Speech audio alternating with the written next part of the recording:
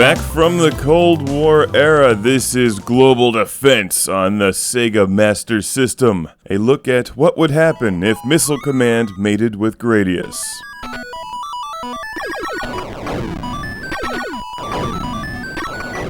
Global Defense on the Master System from 1987, not a game I'm familiar with. And after a bit of research, I found that this was released in the arcades by Sega and called Strategic Defense Initiative, or SDI for short. From what I've read, the arcade machine has you controlling the satellite with a joystick and the cursor with a trackball.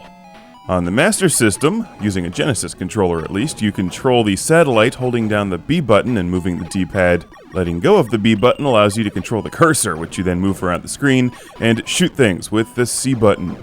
So you can't move and shoot at the exact same time, which is actually kind of awkward, and that makes the game unique, and completely different from all of the other mid-80s side-scrolling spaceship shooters.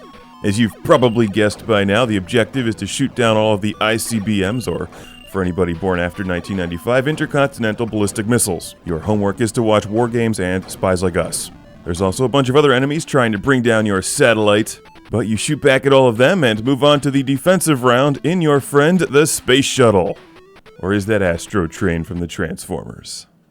If you blow up all of the enemies, you just move right on to an offensive round after getting a bonus, but that's really hard. Now it's time to defend the homeland from dreaded nuclear weapons falling from space.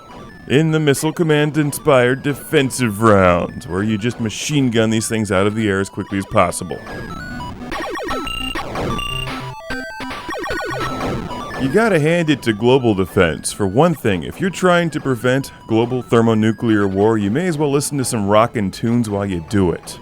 I love the slightly off-key music in this game, especially the Game Over theme, which I'll show you last. While I imagine that Global Defense is best played with the joystick and trackball, I do like the truncated Sega Master System controls because it sets the game apart from everything else.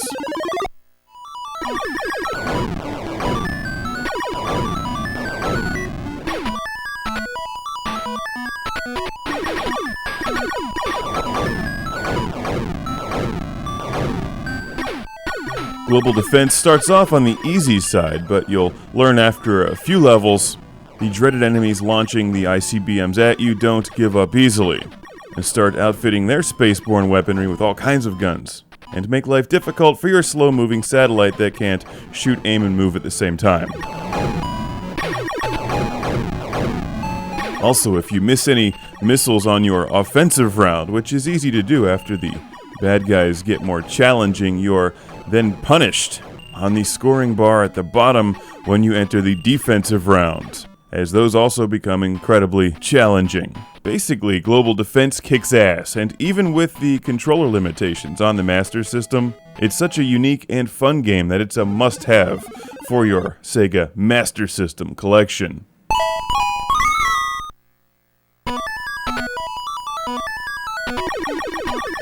Now they're trying to nuke the moon. Have they no mercy? Leave the moon people alone. What have they done to you?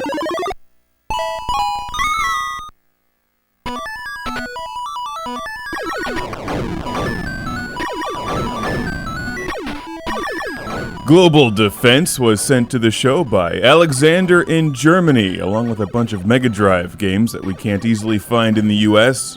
So a big thanks to Alexander. This is a fun game. And as I understand it, it is also available on some other game consoles or old school computers.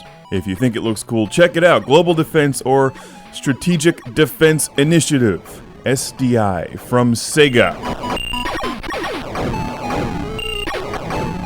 Don't let nuclear weapons destroy your weekend plans. Blow them up with a satellite.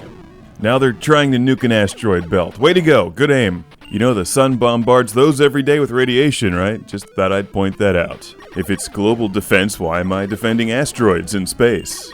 Perhaps the game should stick to Earth and be called Earth Defense Force. 1987. Now, as promised, here is the ending music, which sounds like it's being played on a broken cassette tape, but it's not. It just sounds that cool.